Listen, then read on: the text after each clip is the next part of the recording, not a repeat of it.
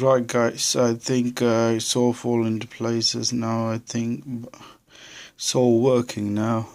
Hopefully I just need to put this lead back. I need to put this back cover on and hopefully it will work. I will give you an update when I finish that. My battery is running low, so looks alright at the moment. This is the old screen, as you can see.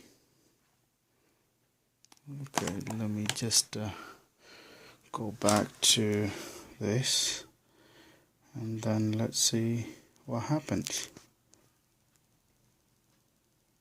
Right guys, this is the moment of truth. Let's find out if it's working. So I put everything back together. Then let me just turn the button on. Let's see, yes, it's coming up. It's coming up. Right, it's let me put my password in.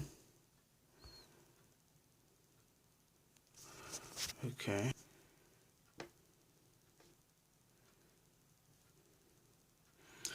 Yes, it's loading in now. Let me try. Okay.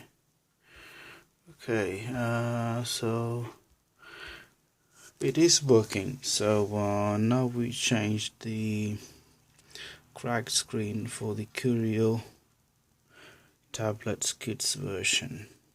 Okay, thank you for watching the video. Thank you.